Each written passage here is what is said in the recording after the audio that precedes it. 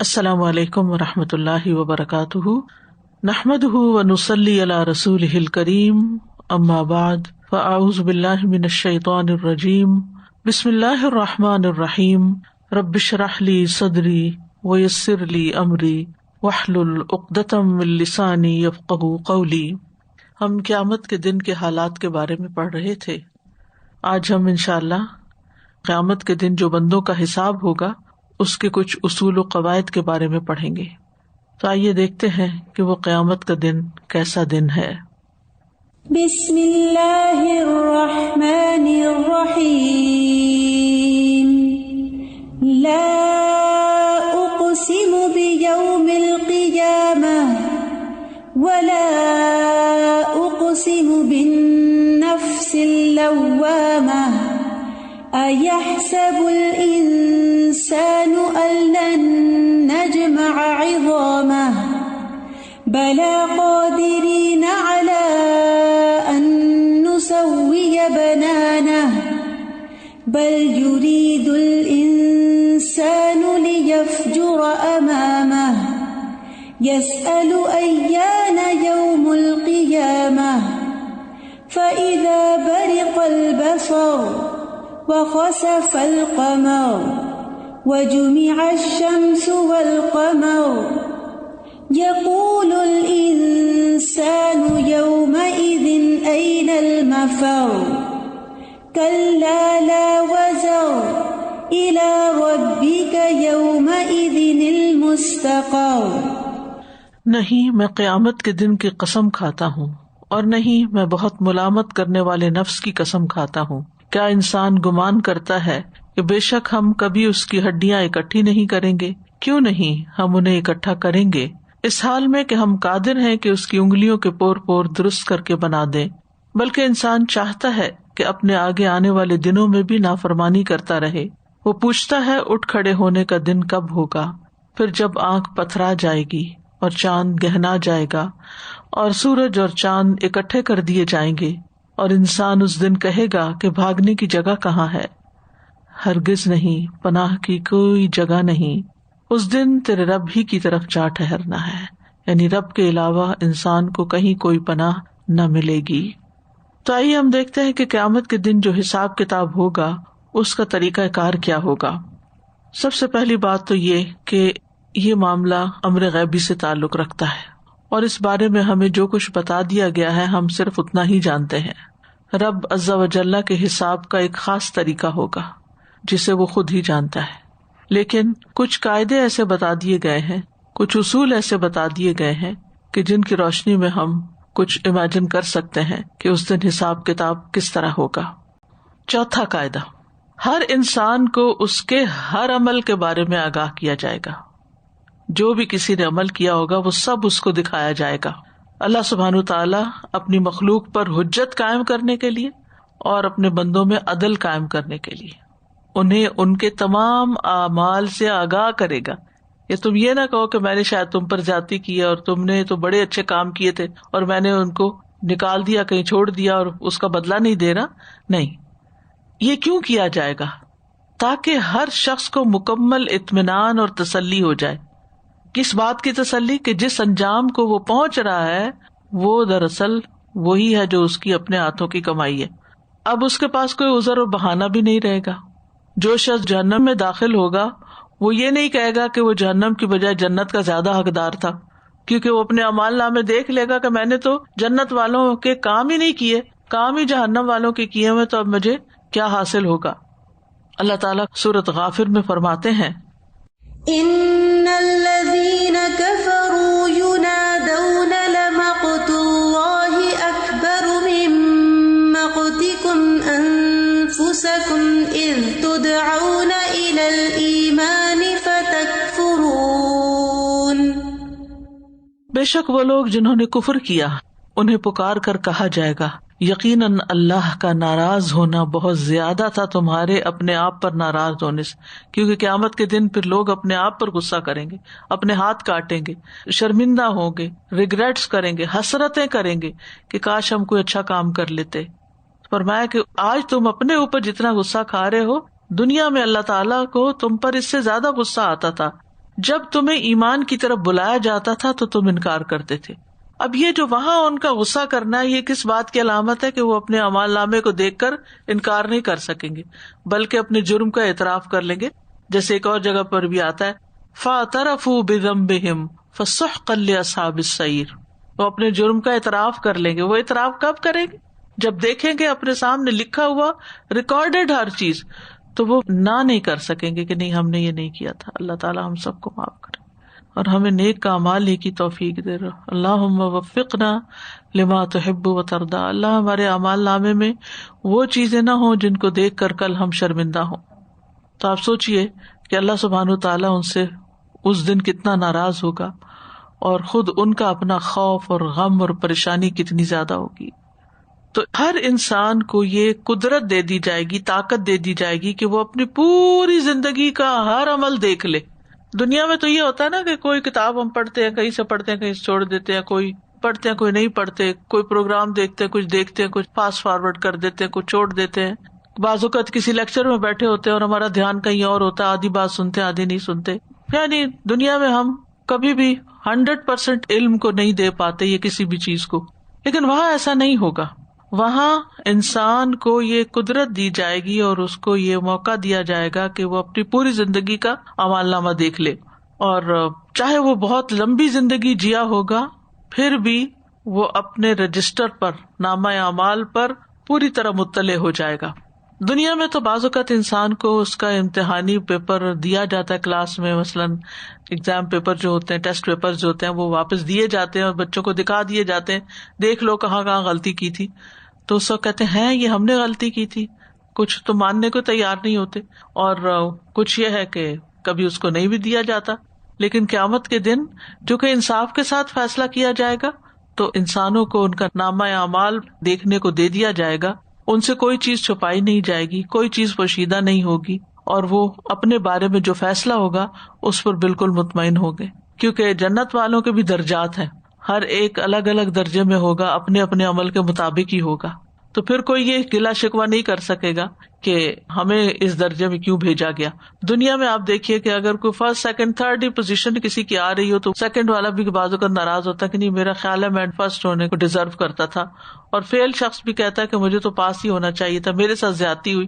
اکثر ہم یہ شکوے شکایتیں دیکھتے رہتے ہیں کہ لوگوں کے درمیان جو تقسیم کی جاتی ہے، چاہے مارکس کی ہو، چاہے مال کی ہو، ماں باپ کی وفات کے بعد جو وراثت تقسیم ہوتی ہے اس میں آپ دیکھیں کہ کس قدر لڑائیاں جھگڑے اور آپس کی ڈسسیٹسفیکشن ہوتی ہے کہ انصاف نہیں ہوا. یعنی دنیا میں انسانوں کو شکایت رہتی ہے کہ انصاف نہیں ہوا، اور دنیا میں ہو بھی نہیں سکتا کیونکہ کسی کے پاس اتنی طاقت بھی نہیں ہے کہ وہ ہر ایک کو اس کا 100% حق دلا سکے. کچھ نہ کچھ کمی بیشی رہ ہی جاتی ہے. لیکن وہاں پر ذرے برابر بھی کسی پر ظلم نہیں ہوگا. ہر ایک کو وہی پورا پورا ملے گا جو وہ لے کر آیا ہے، جو اس کے پلے ہے، اور وہ اس کو دیکھ بھی لے گا اور اس کو قبول بھی کر لے گا، اعتراف بھی کر لے گا اور اس کے مطابق اپنے انجام کو بھی پہنچ جائے گا. 5واں قاعدہ، نیکیوں کو کئی گنا بڑھا دیا جائے گا اور گناہوں کی سزا کم کر دی جائے گی. برائیوں کو زیادہ نہیں کیا جائے گا، نیکیوں کو کئی گنا بڑھا دیا جائے گا. اور یہ اللہ تعالیٰ کی رحمت اور اس کا خاص فضل ہے کہ انسانوں کے لیے نیکیاں کئی گنا بڑھا دی جائیں گی اور گناہوں میں سے ہر گناہ ایک ہی گناہ لکھا جائے گا اور اس ایک کی بنا پر ہی اللہ تعالیٰ پکڑے گا. قرآن مجید میں نیکیاں بڑھانے کے بارے میں کئی ایک آیات ہمیں ملتی ہیں. سورۃ تغابن میں آتا ہے ان تقرضوا اللہ قرضا حسنا یضاعفہ لکم ویغفر لکم واللہ شکور حلیم. اگر تم اللہ کو قرض دو گے، اچھا قرض، تو وہ اسے تمہارے لیے کئی گنا کر دے گا اور تمہیں بخش دے گا، کئی گنا بڑھا دے گا اور تمہاری بخشش فرما دے گا.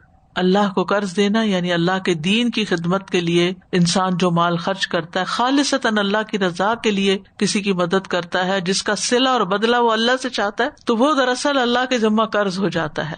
یعنی ایک وہ ہوتا ہے نا جو ہم کسی انسان کو کچھ دیتے ہیں اور پھر یہ توقع لگا بیٹھتے ہیں کہ یہ بھی ہمارے ساتھ کوئی احسان کا معاملہ کرے یا ہمارے ساتھ اچھا کرے، اور نہ کرے تو ہم گلہ بھی کر دیتے ہیں، احساس بھی دلا دیتے ہیں کہ تم تو بھول ہی گئے، تم تو بہت ہی احسان فراموش نکلے.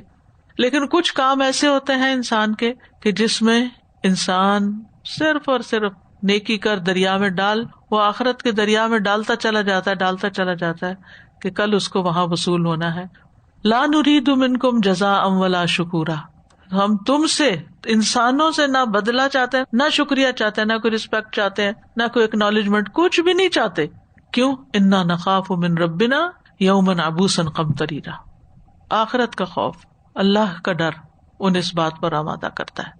لہذا ایسا جو مال ہوگا انسان نے جو خرچ کیا ہوگا، ایسا جو کام انسان نے کیا ہوگا، پھر یضاعف لکم، وہ اس کو کئی گنا بڑھا دے گا.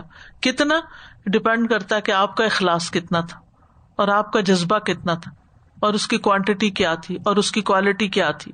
پھر سورۃ النساء آیت 40 میں آتا ہے ان اللہ لا یظلم مثقال ذرہ وَإِن تَكُ حَسَنَةً يُضَاعِفْهَا وَيُؤْتِ مِن لَّدُنْهُ أَجْرًا عَظِيمًا.